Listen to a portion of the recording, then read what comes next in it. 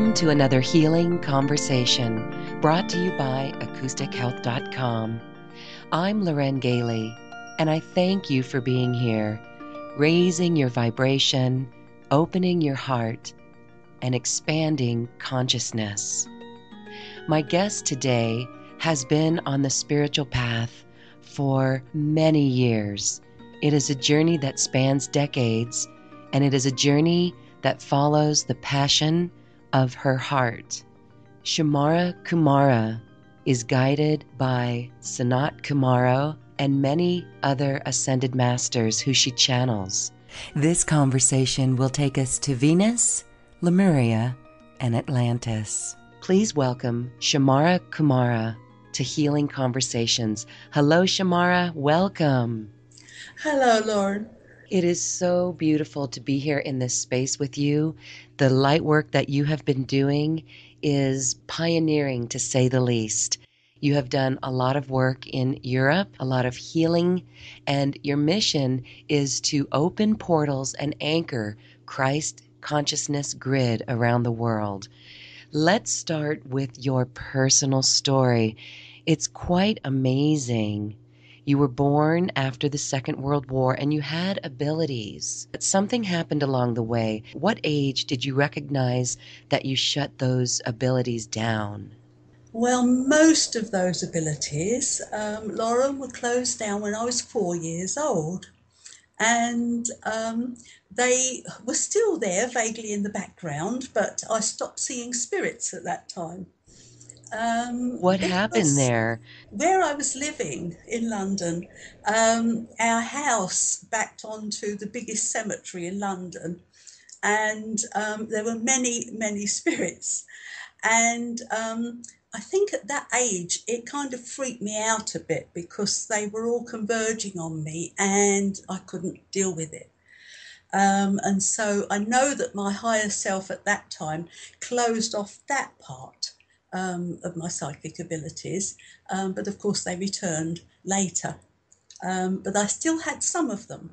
So, for instance, when I was 12 years old, I was going to the public library, to the adults section, and somehow borrowing books on the Second World War, and books like Five Chimneys and Auschwitz and so on, and concentration camps. And it just all seemed so familiar to me. And my father was in 2 world wars, and he was a constant reminder of all that had gone on. And I realised much later, when I woke up again fully, when I was 30 years old, that I'd chosen him as my father, just as we chose all our parents, all our family, everyone of any consequence in our life, to remind us of karmic commitments, of karmic patterns, or agreements that we made with each other, either to help or to clear in some way. And so knowing that I'd chosen my father for that very reason. And then, yes, I can skip a few, I can skip a generation or two to come back to this very year. When this summer I ran a powerful ceremony in Auschwitz concentration camp. And it was guided because I've had knowledge of my past life just before I reincarnated, just after the war. And my past life was as a nun. And I'd always known this. And over the last 20 or 30 years, it's been with me. And also the knowledge of what happened in that life was fairly traumatic. So this is actually what led me to leading this ceremony in the camp itself. That is amazing. So to recap this here, when you were young, you saw earthbound spirits. Yes. And that's usually, we hear these stories of people in their abilities. This is the first that they see. People who've had near-death experiences and they come back. Some may have this new ability. So that could be very frightening. I find it fascinating that, yes, it was your higher self who turned it off. And so then at 30 years of age, what happened to you that made you wake up? I woke up with a bang. It was a rapid awakening. Yes, it was. Yes. I think, as most of us who are on this kind of higher spiritual path do tend to wake up, sometimes it's in small degrees. And certainly all my students and people I work with and clients, I'm helping them with my flower remedies and everything else that I do with my initiations to open up slowly so that it's not such a shock and a trauma. But certainly mine was fairly huge. Let me see. I'd gone through a very traumatic experience splitting up with a partner and in quite a destructive relationship. And so I was fairly open to new things. And a friend said, "Okay, I'll take you on a trip. Where would you like to go?" And I said, "Bruges, which is in Belgium." And I always had this thing about Bruges. I used to collect old lace, and Bruges is a famous lace making centre.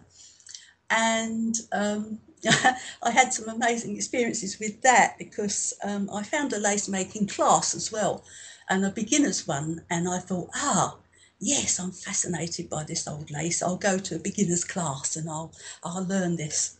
And when I went there, we were given a small thing to make, like a bookmark or something, and all the others were very complicated with lots of beads, and you probably know how to do this. And all the others in the class were turning their beads over. One, two, that one goes that way. And I just went straight away, boom, boom, boom, boom, and it was done.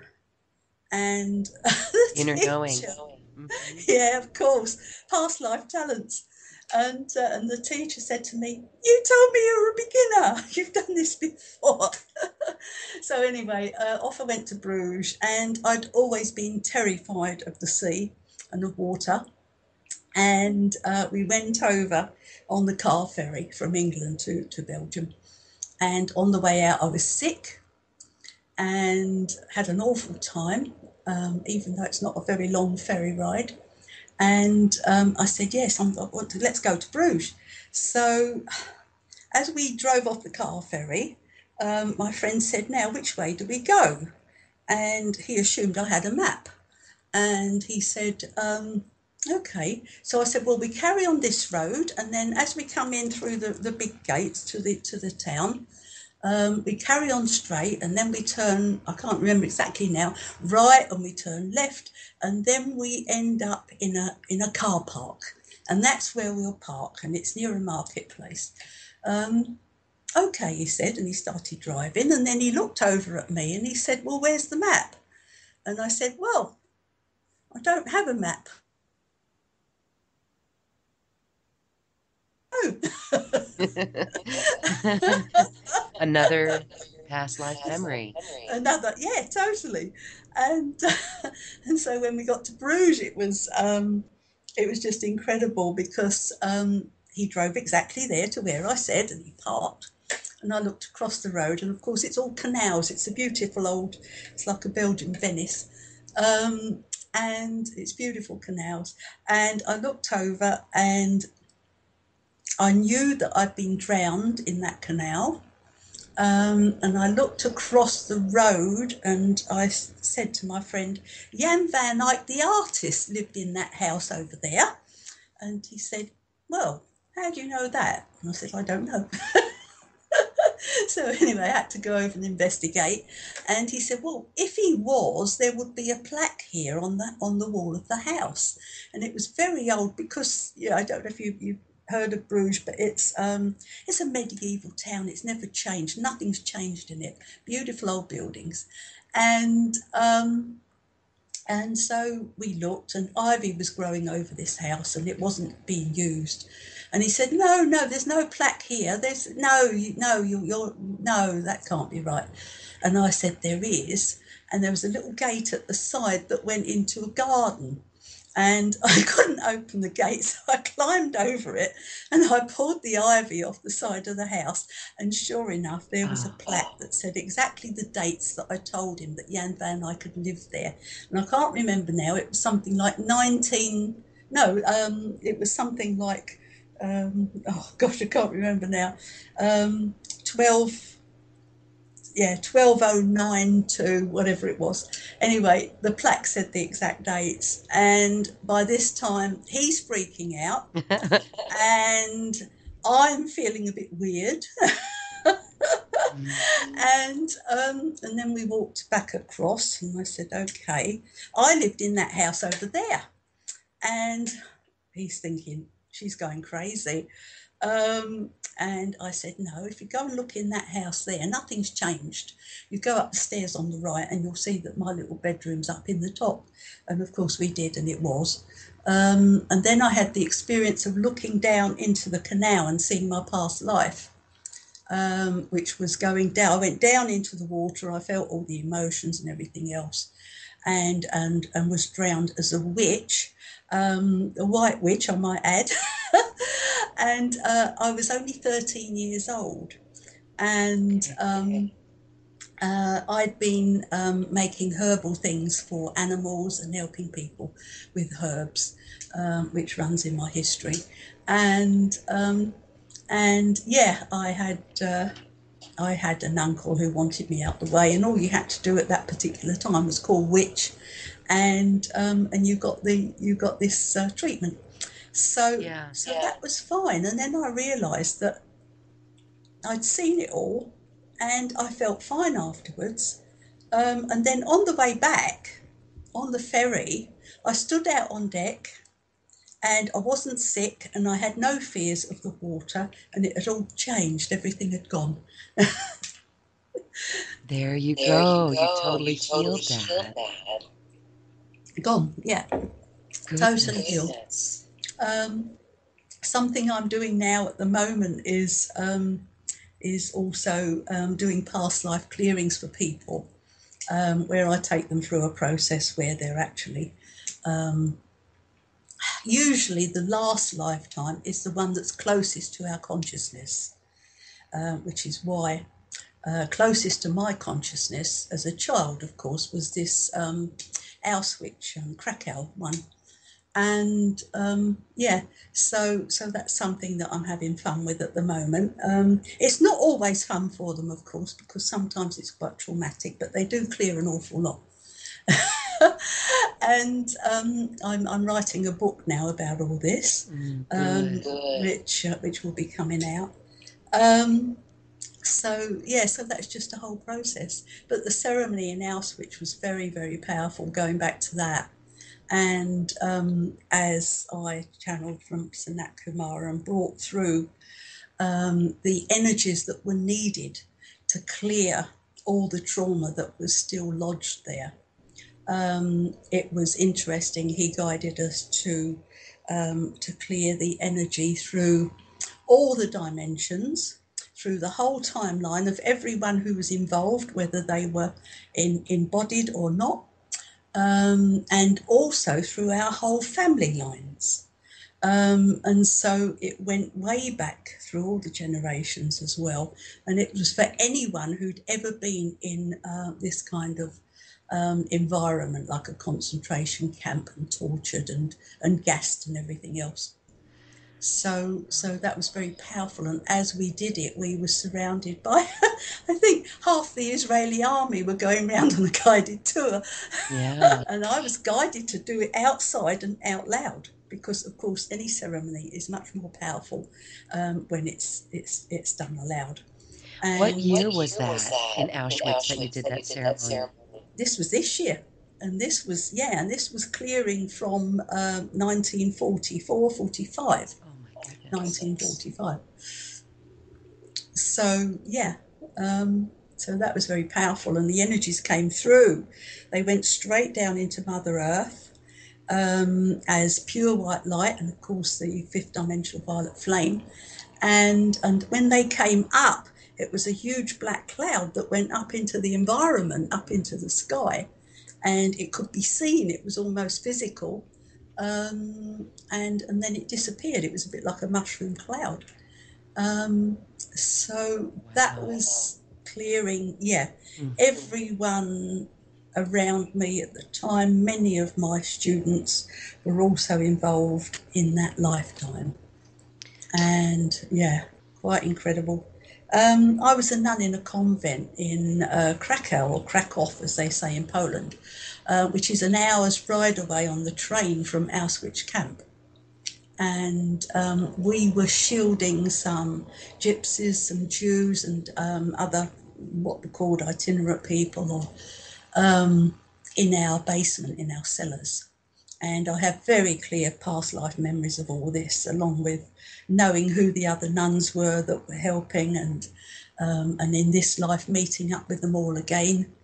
And then that was going fine until we were betrayed in a way.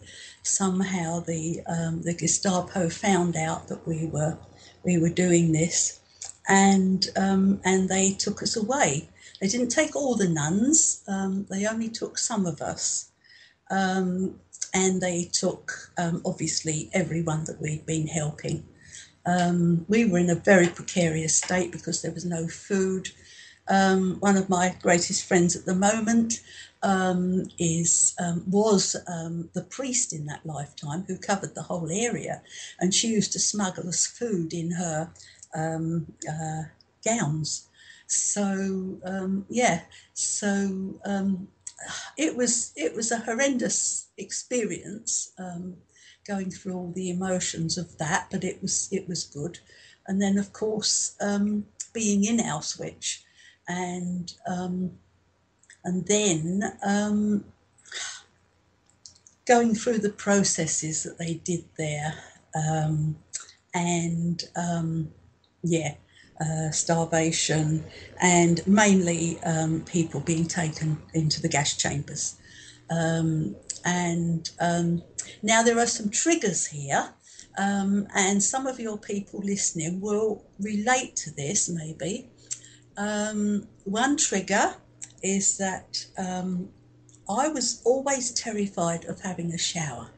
When I was a kid and we had PE, I was the last to try and squeeze myself on the end of the row of showers and just make sure that I put my arm in and just wet my arm because I was terrified. And of course, this was the past life memory of the gas coming through the top, and showering us with that energy and killing us. So every time I went to have a shower, I thought I would die. And many of the people that I know who had the same experience in Auschwitz have also had the same feeling about showers. So that's one trigger. There are many other triggers as well. I'll get to write all about this anyway in my book. Yeah, that's going to be amazing because we know that those fears that we have, if you're fearful of water, or don't like a certain country, or love a certain country, those are all Yes. clues. Yeah, exactly.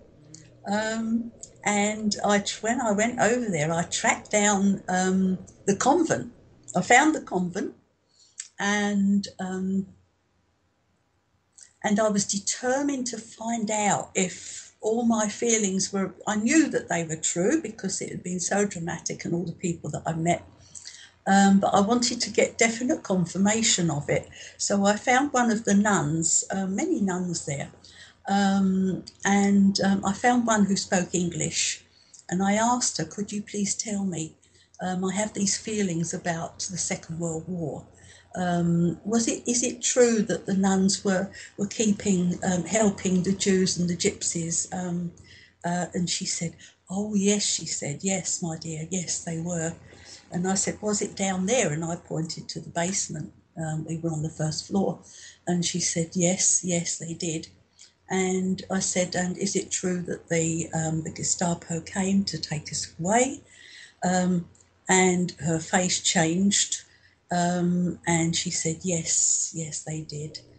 And I said, and did they take the nuns also? And she said, yes. And she was just about to cry. And I just gave her a great big hug and held her. And that was my confirmation.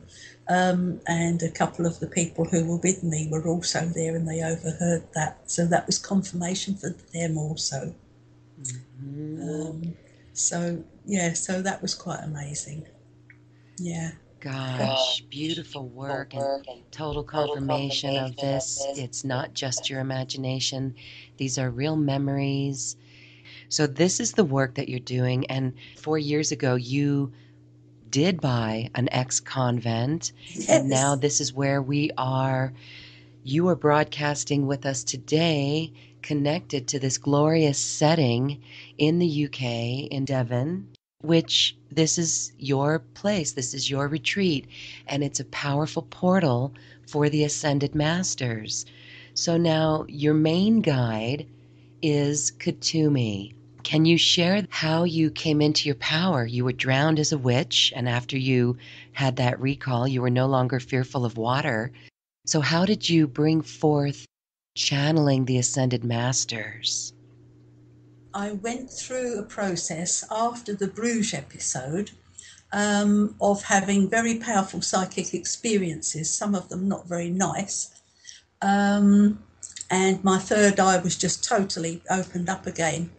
And I went through a year or two of processing this and learning how to bring it into balance. And I did that with the help of all the flower remedies. I've been a maker and a practitioner of flower essences and gem essences for over 30 years. And so at that time, I'd started working with them. So with the help of these amazing remedies, I don't think I would ever have brought myself back into balance at that time. And then gradually I was able to, I realised that your solar plexus has to be totally clear and totally balanced and free of energies and disconnecting from other energies, so that the brow chakra, the higher psychic centre, could open up fully and clearly. So that was a whole process. And it was at that time that Katumi, before that, Dr. Bach of the Bach Flower Remedies was coming through very strongly, and he guided me from Devon, actually, where I'm living now, where I was living then, to move a long way up in England to Norfolk, where he had in his lifetime started making the Bach Flower Remedies. And he guided me to some of his old sites. So that was an amazing process. So I'd already started the process. And then Katumi came through, and I thought, okay, no. It started off as John. Now, John the Apostle, who of course was with Jesus, the young John, has had many other lives, of course, since then. St. Francis of Assisi, of which I've taken pilgrimages to there as well and done work there, and many other lifetimes. And Katumi is the name that he's given me since then, because for many years I referred to him as John. And so he came through with a lot of interesting information in the 80s on flower remedies and gem remedies, and he was guiding me, and so I made many, and over the years I've made many, many different flower essences through channelings from him and also working with the Devic Kingdom and the Fairy Kingdom and Mother Earth herself, of course, to get information on how these flowers and gems would actually work as an essence, what their properties were. And so that's been a wonderful, amazing journey all around the world. I've made remedies in many different places. Indian temples, lotus flowers. The latest ones have been in New Zealand, which of course is going back to Lemuria. Because the whole Pacific energy is Lemurian. And New Zealand, one of the youngest countries on earth, is Lemuria rising. And the channelings I did on the Lemurian essences in New Zealand, which are very specific to New Zealand, I did channelings from the Waitaha grandmothers. The Waitaha grandmothers are the tribe before the Maoris. Before the Maoris came, the Waitaha were the ones who had first inhabited New Zealand. And they were very spiritual, wonderful, wonderful race. And so I had the Waitaha grandmothers coming in a circle, and many other energies. And actually being in the country, when I was in the country and on the land, I was just so connected with it that the divas were coming through and I was getting so much information. Now, you are guided to bring forth these essences. What's that like? Do you channel it and then infuse those essences with energy? No, I make them in the same process as Dr. Bach made them originally, which is through a sunlight potency process in pure water. And then they're potentized in sunlight in a crystal glass, very thin crystal glass bowls. And then while I'm doing it, I'm doing ceremony and I'm calling, of course, on all the help as well to Mother Earth and the spirits and the divas and the angels to amplify these energies. So, and then once they're made, you then have a mother tincture, which then goes under pyramids, which we have copper pyramids here, which yes, are the same dimensions as the Egyptian pyramid, and that's how we make them. So it's the same process as the Dr. Bach remedies, basically. We were talking before this show about how miracles are happening every day. And what I love about you, Shimara, is that you are living from your passion. And that's really what all of us are being called to do these days. Your name, Shimara Kumara, that is taking on Kumara's lineage and heritage.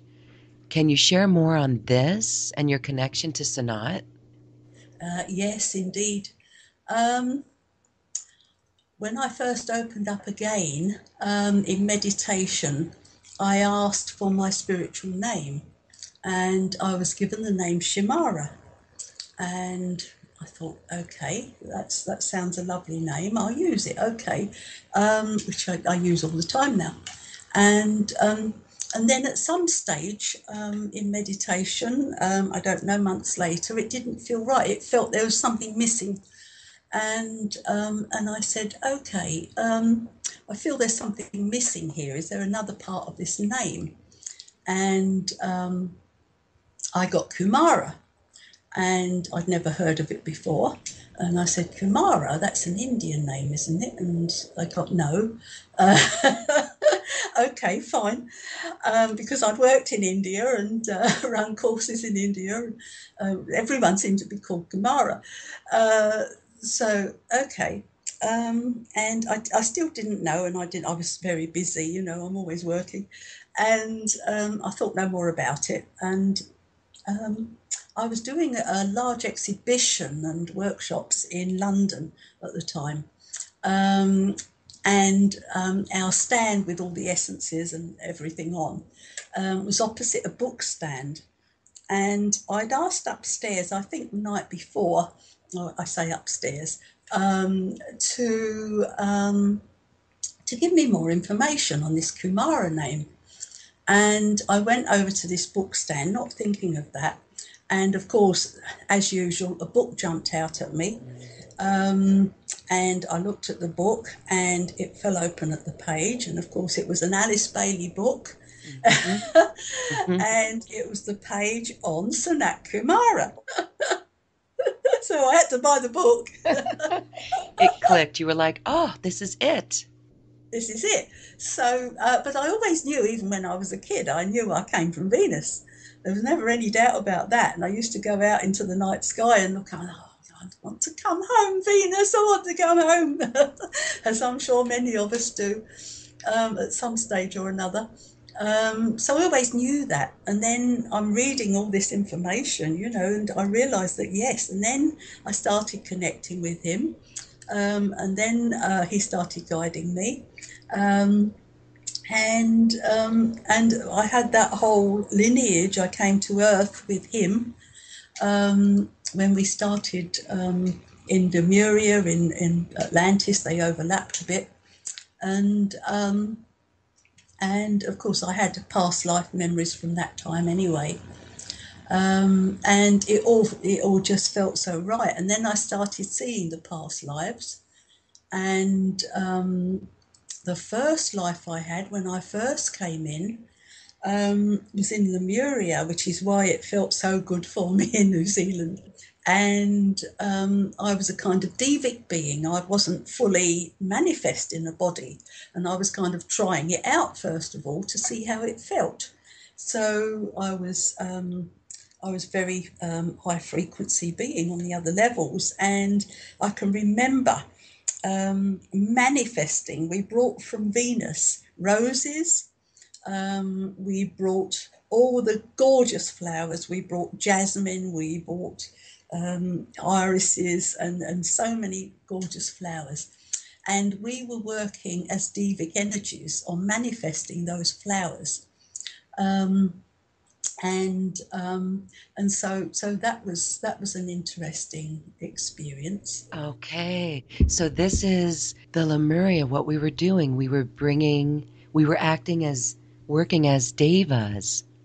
That's Yes. fascinating. Many listening are very familiar with Lemuria, and I know we're living in Lemuria at that time as well. So this is helping you bring back our memories of it. So please continue, share more.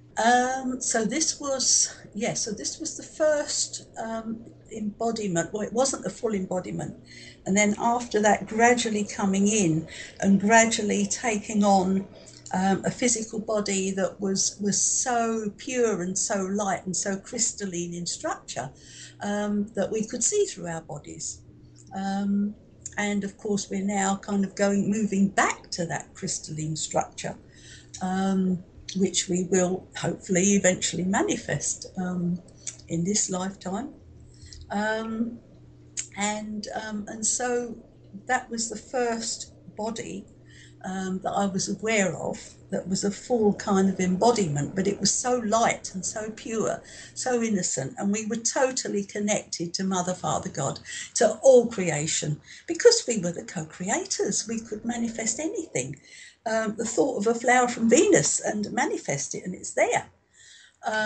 It was a real 3D flower, and so this is how we worked. And at that time, of course, we weren't split into the sexes. We were androgynous beings, and we were just full of light and just one with each other. And it was just glorious. Until, of course, we were given the opportunity, as I think most of your listeners will know, of going further into duality and splitting the sexes, splitting into two sexes. And of course, we thought, oh, well, we've already, when we were asked to come to Earth, at this time with Sanat. You know, we were given this opportunity. The clarion call went out around the universe. Okay, who wants to come from the other planets, and who wants to make a beautiful new earth, a wonderful creation? Who wants to come and have a different kind of body? And so, yes, we said, we'll all come, we're coming, put our hands up, not knowing what we were letting ourselves in for. So, of course, we're in this lovely body, and we thought, oh, well, this is fine. It's all going very well. Yes, okay. So, a bit further into duality. Okay, so go into become men and women. Okay, so then we had incarnations as men and women, still very light.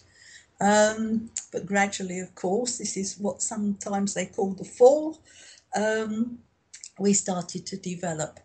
And I've made some lovely remedies for this, actually, for clearing this pattern. Okay, so the fall from grace, this pattern, and this pattern is when male female, when we split into two sexes. Yes, yeah. Mm-hmm. We started to feel that somehow we'd done something wrong, even though we knew that we'd agreed to it. But the sexuality was something that we got too involved with, if you like. It suddenly felt like we were doing something wrong, and that we'd split from God, from Mother, Father, God. And we started to gradually drop our energy, and we started to feel guilty. And this was the first guilt that we ever felt. And then that guilt developed into a fear, because we felt that we would be punished. And that fear is very deep within us. And it's something that, of course, all the light workers are now healing all these patterns: lack of self-worth, not feeling good enough, feeling guilty, feeling they've done something wrong, feeling fears, whatever. But it's something that happened and is in the dark recesses of our consciousness, which often now are coming up for clearing. Yes, in a big way. It is like with our core wounding. Yes, Yes. the final vestiges of that is coming up to be healed. And even in the recent energies that we've moved into over the September equinox, that was even more experiences coming up. So most listening to this call would be able to recognize that coming up within themselves. But there's so many people out there that may not understand what is going on. So when you think of folks experiencing these energies now, even though they don't know what's going on or why these patterns are coming up, are they still able to clear these patterns, or does it take a little bit of conscious work? I feel that it needs some conscious work. Certainly in the karmic clearings I've been doing for people, it's something that we have to heal through our emotional body, and our mental body, of course, but particularly our emotional body, to really get in touch with these feelings and then to really let them go. And so, you know, that's done in many different ways, and everyone works in different ways. So this is simply, simply the way that I work, and the remedies, of course, are healing all these issues, whether we're aware of it or not. Most people carry fear of some kind or another. If anyone puts their hands up and says, "I don't have any fears about anything," they're they're probably not being truthful, or they don't realise that those fears are so deeply subconscious that they haven't got in touch with them yet. That's been my experience anyway. But yes, over the equinox. It's been very powerful with this amazing moon, and we have had such a lot of help from the universe to help us to wake up. It's incredible, all the things that have been going on and the planetary alignments and everything else. So it is waking people up. It's shaking them sometimes to their core, and they don't know what's going on. And this is where certainly the flower remedies, the flower essences can help a lot with this. And also, of course, meditation and mindfulness and thinking positively and all the other many different things that we can do to help us to stay in a clear space. Yes, as we become more crystalline in our body. So let's go back to that beautiful story of you remembering coming to Earth with Sanat Kumara and many others from Venus. What was your recollection of Venus like? And then how about moving past those lifetimes in Lemuria onto Atlantis? Because I've heard that Lemuria was more of a feminine energy and Atlantis was masculine, and the masculine turned on the feminine. Is that a pattern we're still healing today? Yes, definitely. Yes, totally. Um, this is, well, my experiences of Atlantis lifetimes. And remember, this went on for thousands of years, this civilization. It was very masculine. It started to get very scientific, and it started to get very egotistical. And of course, as what's going on in the world today now, those in power wanted to try to control everyone in one way or another through manipulation.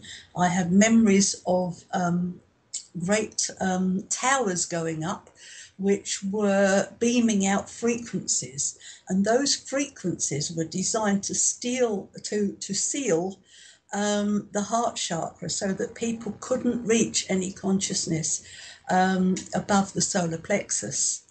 And this was their way of controlling people.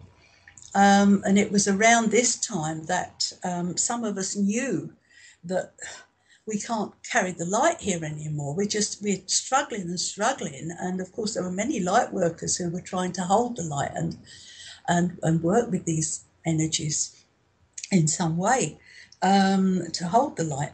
But it wasn't working. So I know for myself that 20 years before Atlantis started to go down, I took my group in my temple. We'd already gone underground, so we'd gone underground and created an underground temple.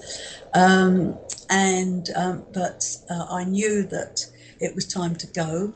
I knew that it was we couldn't win. We couldn't hold the light any longer. It was impossible. There was just too much power and control and dark energies. So the light workers at that time then splintered off into groups, into their specific groups, and went off to different places around the world. And of course, some went to America, some went to South America. My own experience was taking my people in our Merkaba fields to Egypt, which at that time it wasn't the desert, it was just beautiful. It was green and luxuriant, and to start a new civilization in Egypt. And funnily enough, I've been channeling the Hathor civilization, who come from Venus, for about 20 years. And it's only recently that I've realised that I was one of them, or am one of them, if you like. And the Hathors are from Venus? Yes. Mm-hmm. And so starting the Hathor temple the temples in Egypt.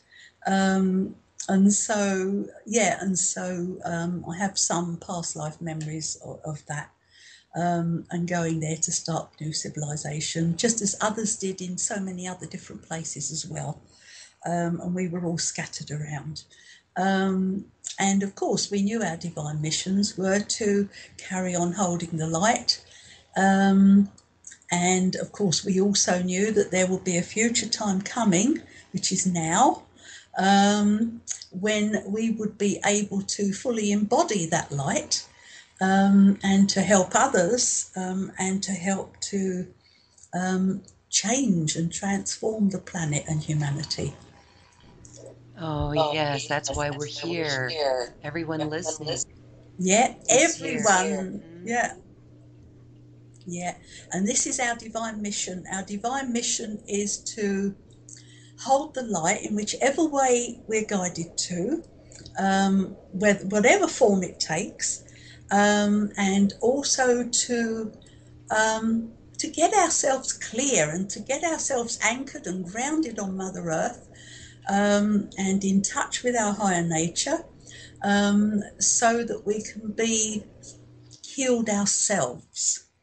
Because the more we heal ourselves, the more we release our fears and other patterns that no longer serve our highest divine good, then the more we can help others, the more light we can shine on the planet, and the more we can bring through. So it's quite simply that. I love working with El Moria because he is the Ascended Master, of course, who works with his mission that he's given himself up for, on the other levels, is to help humanity to transform the ego will into divine will. And this is something that I am very interested in. For myself, of course. So I always try to work to divine will, and hopefully am, and to help others to do this. So he's a wonderful ascended master. So if anyone feels that they have ego patterns that they'd really like to transform, whether it's fears or control or being a victim consciousness or anything else, poverty consciousness, just call on El Moria and ask him to keep being with you, and to work with you in your sleep, in your dreams, in your consciousness, to help you to transform the ego will and to move the energy up from the base chakra, from the lower chakras, and up to the heart, so that the ego will can be transformed into divine will. And then we can really make some wonderful, wonderful changes. Yes, beautiful. Thank you for facilitating that. That's getting out of our own way and moving with that divine will. You have mentioned that the Atlantis frequencies, well, during Atlantis times, they beamed frequencies that sealed the heart chakra. So this is really what it means now to open hearts, to, again, not be afraid to let the heart love. And we have to transcend many patterns like competition and judgment. Yes, I mean, all of this is true. And when we really open up our hearts, to become unconditional love, and we amplify our threefold flame, and we balance our divine feminine with our divine masculine, the pink and the blue together create violet, which amplifies the golden ray of divine flame of divine wisdom, and the heart can really open up full power. This is in unconditional love. Of course, we're releasing judgment. We're releasing fear. It doesn't exist in that frequency. And if at first you only get glimpses of this and then you fall back into the old pattern, you just keep taking yourself back into the heart, back into that unconditional love. And especially we have to feel this for ourselves, because we project all our own issues out onto everyone else. So if we're judging ourselves, if we're criticizing ourselves, if we're unforgiving of ourselves, If we're lacking in self-worth or we don't love ourselves, then that's what we're giving out.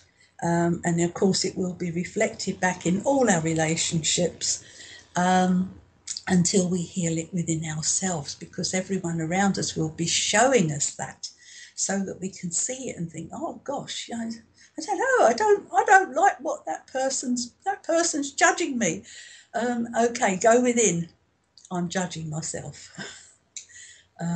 So yes, it's so important now to be in the heart, and the mass consciousness is moving up from the solar plexus now into the heart chakra, which is wonderful. And that change, of course, has been coming over the last 25, whatever it is, 30 years process.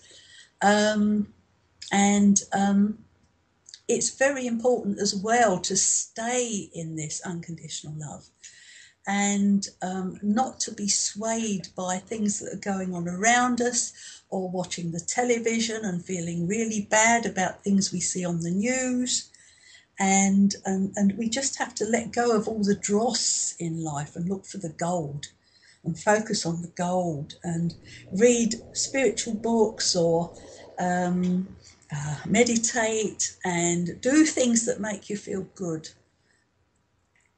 And this is the essence of living our passion. And we'd like to have some of your advice on this, because yes, there are fears that come up when we wish to live our passion. And we really have to deprogram, or I'm going to say the word depattern. I love that you said that you really help people release these patterns.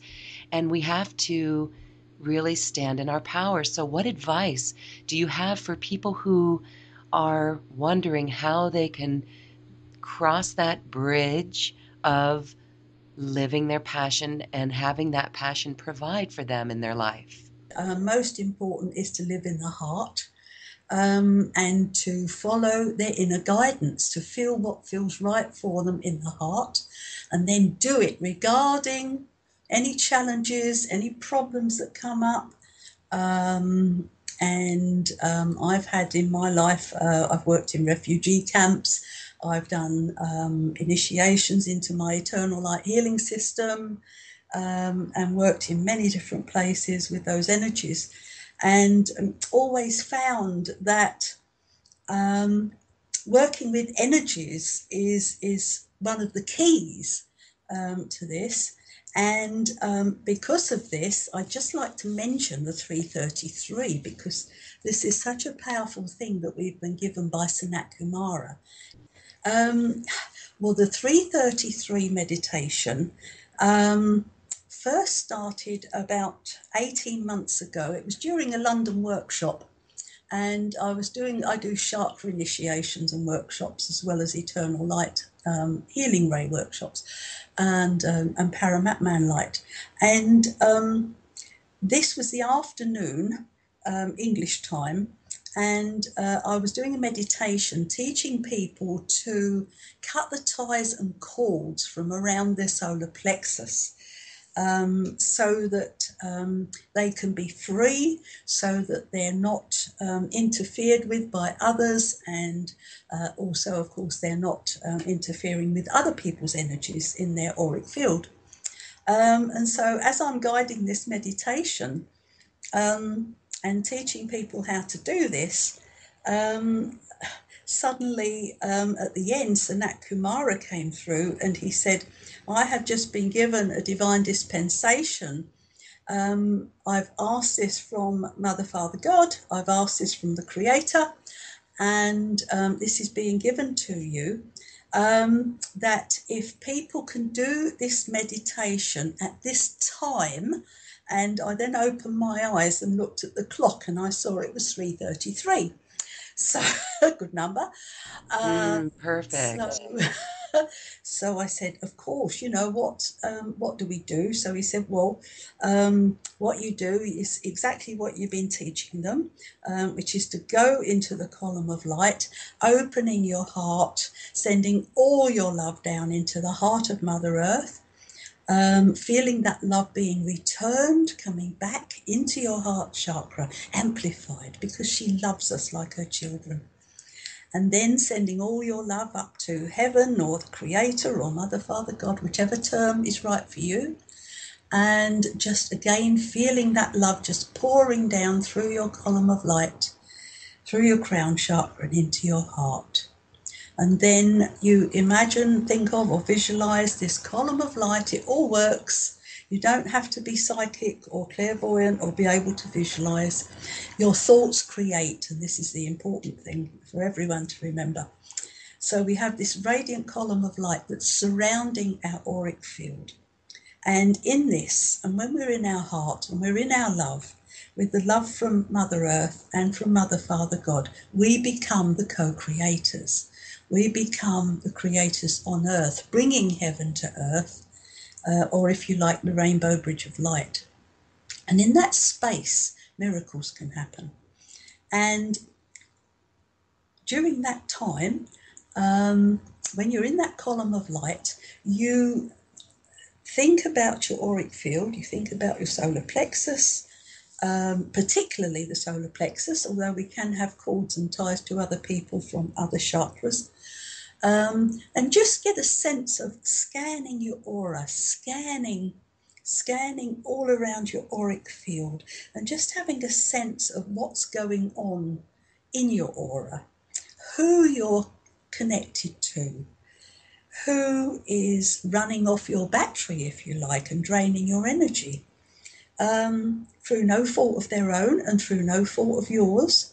It may be someone that you love and that you want to help, but allowing them to drain your energy is misguided help, because they're not then self-empowered. And also, of course, it can be the other way.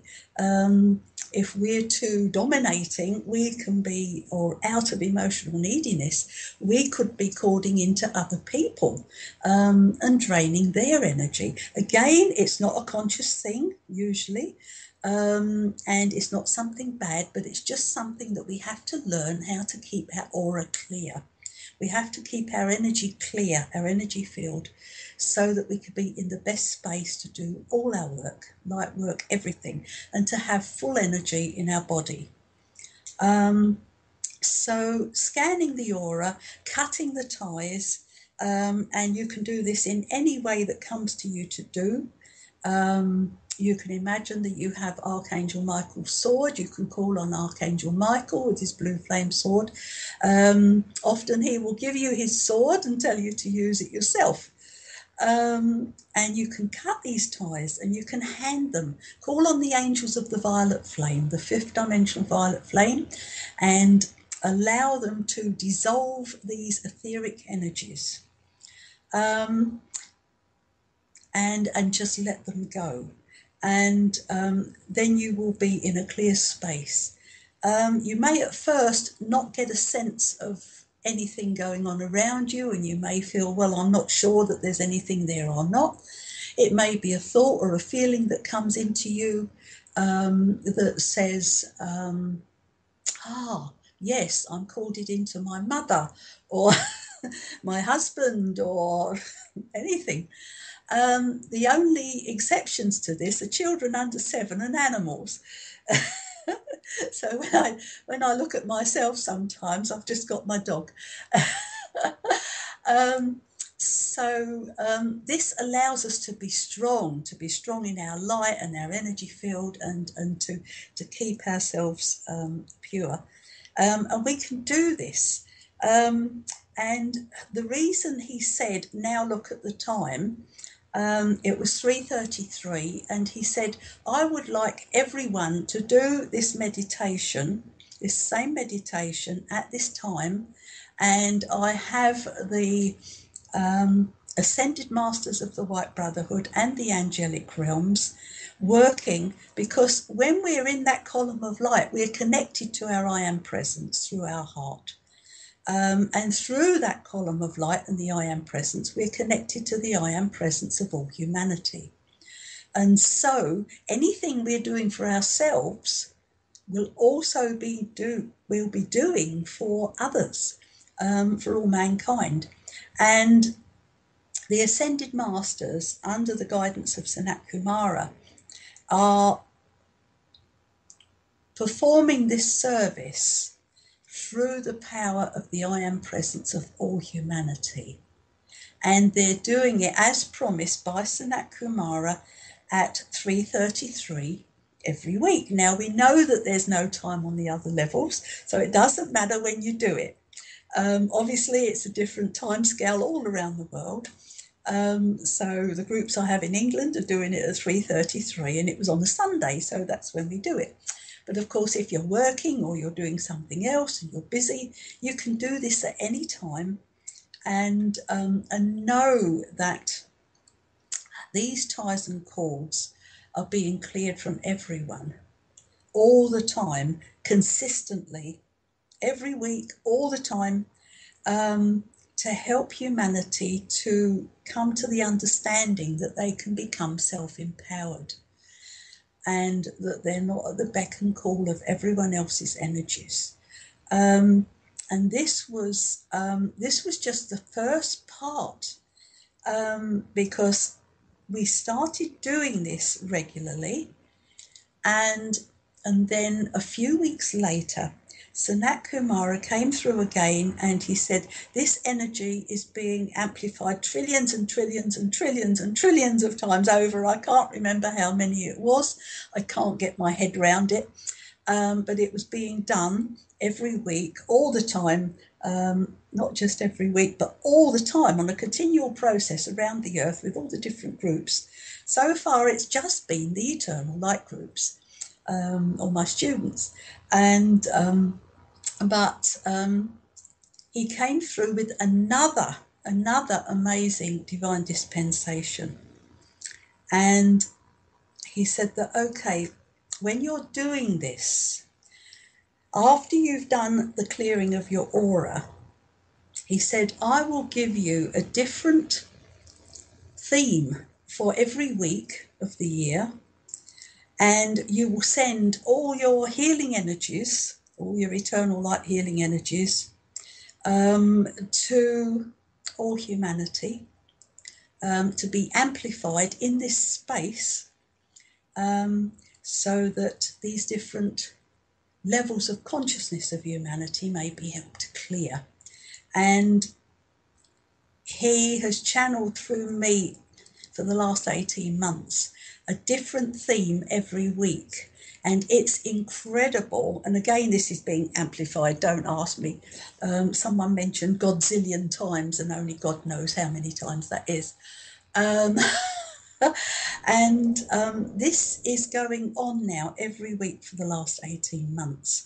And it's something that now, another miracle, you see, is that just before you contacted me, the day before or 2 days before, I had been asked to expand this 333 meditation to encompass anyone, anywhere, any light workers, anyone who wants to do this, because it's not just sending healing energies, it's also your prayer and your meditation.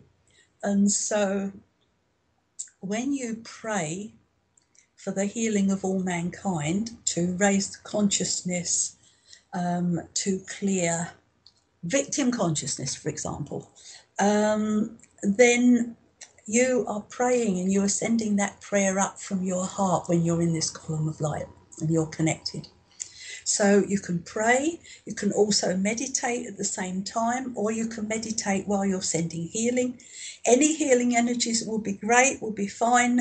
Anyone who's done Reiki or any other form of sending distant healing, as we do in the Eternal Light system, would be wonderful. And you just stay in that position, sending the energy. Some weeks it goes very fast and then the energy stops flowing. At other times it goes on and on and on, and it's very powerful, and we'll be sitting there when we do our group for maybe 3/4 of an hour sending energy. Other times it will be over in 20 minutes. And then you contacted me, and I Wow. thought, wow, this is an amazing way to get this 333 across to so many more people. And I knew that, of course, the universe was in charge of all this. It's nothing to do with me. Yes, definitely. I was guided to you, and it was through that connection of Sanat Kumara. Amazing. A couple of questions on that meditation. Do we just sit in our own space? I can see the ripple effect around the world of pulsing those prayers through our columns of light. You did make a mention we can set an intention to beam the energy at that time. Yes, Okay. yes, exactly, exactly. So you can do it at any time. You can ask for the energy to be linked and connected to all the other people doing this meditation around the world, doing the 333 meditation. And it will link up, and you can do it on your own. You can do it in your own time, anytime, or you can do it in groups. It's nice to get a little group together and do it, because then it's even more powerful. And another thing we found is that as we're sending the energy, whether it's through our hands or through our hearts or our brow chakra, wherever, or we're praying, we're also meditating on what this means for us. So we're going within also, and we're saying, okay, how does this affect me? What do I need to learn from this? Do I need to learn anything from this? And so this is very important as well to do, because we all have to work on ourselves to get clear as well, and know that that energy, of course, we are all humanity, so the energy is working on us as well, whether we're sending it or receiving it or anything else. And the other thing I must add, so that people can join in with this, is that I've been publishing this on my website, the whole list. Usually I channel about 3 months every week, and it's all listed on my website under news. There are some old newsletters as well on that same thing. So in the newsletter, will be on the latest one, will be, I think at the moment it goes until the end of October. So very shortly I'll be doing a new one. But if people can go to heartsong.eu, EU for Europe, EU, and go to the Heart Song website and then click on the news or the newsletters, then they will find on the latest one the theme for this week. They can print it out. That's the easiest way, the best way, and then they don't have to keep going back to it unless they want to look at all the lovely products and remedies and everything else. And then they can just join in with us every week, and whatever they're doing, and this is not just for people who are healers, this is for everyday folk who just want to add a bit of joy and a bit of light to the world, and just want to help humanity to get out of the dirge. And so anyone can do this, and it's important that people know that anyone can do this. So it's not just for healers. That's important. Yes. Because the Nat wants everyone, as many as possible, to join in with this work, because that will really expand the energies, and it will help us to clear all those negative thought forms that are held in great big clouds and in the ethers around this planet, which many of us have been working on for many years to dissolve. So yeah, that's important. What a beautiful gift. Thank you so much for that. We will be joining you, and hopefully, there will be people creating groups so that we can do this in groups and just feed this loving energy into that column of light and clear negative thought forms. Absolutely. We understand this energy work. Thank you. You So, are most welcome. to channel, how can each of us recognize the past life memories. How can we have confirmation and develop the inner knowingness so we can integrate and clear? Okay, there's in my experience, it's been that the last lifetime that we have is closest to our consciousness. Um, and these past life memories are often held in our intestines physically. This is the area that holds subconscious patterns, whether they're fears or whatever they are. And obviously, meditation is a way.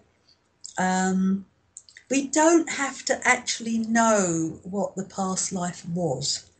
We only have to clear the energy. So the emotion or the thought. Now, whether that emotion is fear or whether it's guilt or I've done something wrong, it will be something that will be coming up in your consciousness, especially since this moon that we've just had. Because Sister Moon is wonderful for bringing out our subconscious patterns. And so just to go within and to just get a feeling of, okay, what is this feeling that's within me? And even while doing this 333, each week you will find a different emotion or a different thought pattern that maybe you can connect to as you meditate with it and you start to go within. Of course, you can also do regression if you want to go into past lives, but it's not necessary to go into past lives. It's not necessary always to have hypnotherapy or regression or the type of work that I do. It's more about because people get stuck on this. People think, oh God, I've got to know about all my past lives and I've got to do this and I've got to know it all. But that's just an intellectual, mental way of looking at it. And you won't clear it through the mind in that way. It will only clear through your emotional body. The Hathors say that the way that we will ascend will be through our emotional body. And so it's important that we get in touch with our feelings, whatever they are, and we can just ask for them to be released. And we may get a sense of some past life, but it's not necessary. And I don't want people to get hung up on this, on having to know their past lives. It may be that some people will be driven to do this, just as I was. And then they will know from their heart that that's something that they have to do. The remedies, of course, these are amazing. They work on the emotions, the emotional body, and the mental body and the mind. So these are the ways that I work with. Many of the meditation CDs that you have on my special offers there, there's the Healing the Inner Child set, I believe, which there's a CD which is working because, of course, we've still got to heal issues from this life. And we will all have developed something or another, usually from our childhood, something good, something positive, or something in duality consciousness is called negative. Of course, when we're out of duality, there's no good and bad. But the Inner Child CD will be helping you to heal issues from childhood. And this is an important step in this process because we bring everything into this life with us and it's all reflected in this life. So we don't have to go back to past lives. We can look at our childhood and however we judge it to be and whatever thoughts we have about our family or anything else, knowing that everything has been specifically chosen before we incarnated in our agreements with the ascended masters that guide us. and the angelic realms, that we will be given everything that we need in this life to help us to become healed, to become clear, and to let go of conditioning patterns. So if anyone feels guided to that inner child CD, and my book is there as well. My book is exploring the inner child and all the different patterns connected to the inner child. And it's also, of course, connected to the inner child essences, which if anyone is guided to, they can buy them on the website. So that's an important step in the process, because this is this life, and we can still feel those emotions from childhood.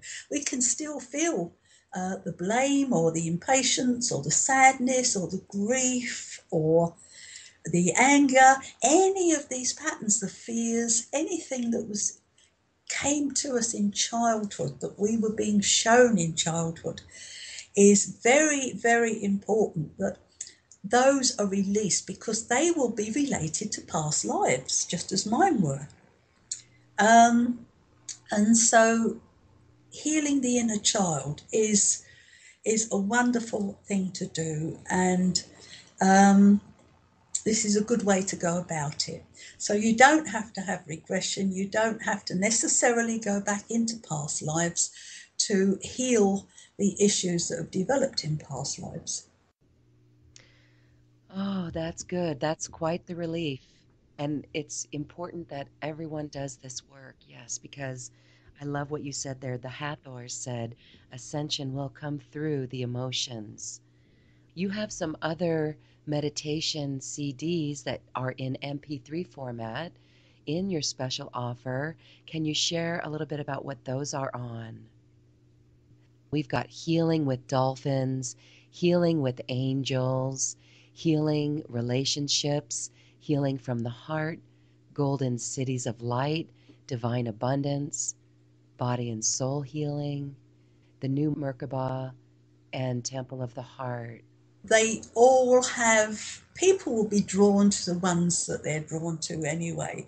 They all have, my voice changes, by the way, when I go in the recording studio, so it drops a tone and it's slower and nicer. um, and they all have a beautiful soft music backing to take you into a beautiful, peaceful space from some of the top musicians, light-working musicians, and each one has a specific purpose. So, for instance, healing the inner child, there's the inner child CD. I think I also incorporated children's meditations with that. Which is which is for children from 0 to 90. And they're very short ones, because they are meant for children who don't have a long attention span, and it can help them to develop their psychic abilities. It can help them to go to sleep at night, and that's a wonderful one. And I get lots of reports of children that can't sleep without having the angels of sleep with them, the golden angels of sleep. Healing the inner child, of course, we've talked about. I think also in that combination, I might have put body and soul, I'm not sure. Body and soul is working again with a divine dispensation from the angelic realms. And this is working on healing emotional and mental patterns. And it's working on memories from this life. And it's working on healing accidents and any kind of physical problems we've had that may have stemmed from something in the past. So it's body and soul. It's working on the physical body, and also there's another meditation which is working on our spirit and our higher self. The Merkaba meditation is a meditation which all these are guided, by the way, and this was guided a long time ago to help to amplify our Merkaba field. which of course is what we can use to time travel. And it's what we used in Atlantis when some of us were fleeing Atlantis. And it's a beautiful meditation. It takes some time to just put the little steps together to do it. It's a very focused meditation. You're not going to go too far out until you get to the end and you're in that wonderful golden field of your Merkaba field, which stretches out 55 feet all around you. And this is your true energy field that obviously when you're clear enough, you will be able to use for teleportation. And I must admit that although I used it in past lives, in Atlantis certainly, and trained people in it, it's kind of a feminine version of one that I believe Drumbelow did, Drumbelow Melchizedek. So it takes you into a wonderful space. And many people who've been practicing this, some people have practiced this every day, and they say that, within a very short time, a couple of weeks of doing it, they've got into a very, very clear space, and they're so much more centered and in their bodies. So that's another one. There's so many. They're beautiful, though. There's so There's healing many with the dolphins. dolphins. Oh, that's Mm-hmm. wonderful, because you're swimming with the dolphins and going for wonderful rides with them. It's full of joy. And then as the sky darkens and it becomes a night sky, you're taken up to Sirius, which of course is the star where the dolphins come from. And you're taken to a temple on Sirius, and you are given healing, and you're laid down on a beautiful couch. Everyone loves this meditation. It's probably our most popular one. And you receive healing. So it's just, and it's good for anyone who likes something fairly simple, and not too involved and not too complicated, because you can go with it and you can float with it and you can be with it and you can feel that light. And some of the other meditations are also similar, like the Return to Innocence. That's another one where you're guided to walk through the Garden of Eden, a beautiful, beautiful place, and you go up to a temple of light, and again you're receiving healing. So that's quite a good one for grounding as well, because you're connecting with Mother Earth, and you're also restoring your innocence as well. So that's a good one. Beautiful. We have So divine abundance. yes, again, this is more an exercise. Some of my meditations are exercises. Some are like a therapy session, like the inner child one is really a therapy session. And others are just purely for relaxation and going into a wonderful space, calm and receiving healing. And the angels come through, and they amplify all the healing energies when I'm in the studio. And this goes out on all the CDs. By the way, the CDs, you can buy the physical CDs on the website. But you have the privilege, if you like, of getting the first MP3s. So there's many different energies. Thank you. Yes, many energies channeled that are encoded on these recordings. What a beautiful gift, Shimara, for offering this. This special offer can be found on the special offer button on this webpage. Click that for more information about this special offer. And again, thank you, Shimara. This is your life's work, and you've been guided to share this. And we thank you so much for really standing in your passion even though having a past life of being drowned as a witch, here you are, fearless in this mission of yours. Yes, yes, and we can all rise into that. We can all do this. I think I'm not anyone special. I'm just I'm just human like all of us. So it's not, it's not what we do psychically, it's not what we achieve as a light worker, it's who we are in our heart. And that's the only important thing. And that's the only important message that I would give anyone. Just be in your heart, be in your unconditional love, and help yourself and help others. And I would love to thank you, Lauren, and also I believe Heidi, who is your colleague, for the wonderful, wonderful work that you're doing with spreading the light around the earth, and really helping to engage everyone and to bring this planet to its transformation. It's really wonderful, wonderful work that you're doing, and I can't admire you enough. So I think you're doing wonderful, great work. So well done. Well done. Oh, well, thank you. Thank you.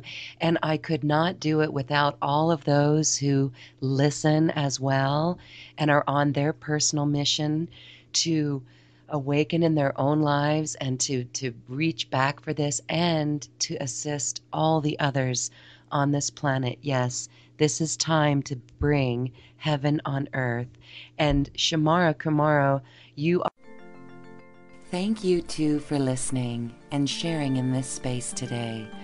We leave you now with music from the universe, literally sacred geometry of music, as musical notes were assigned to mathematical equations. The result is this beautiful music, available at acoustichealth.com.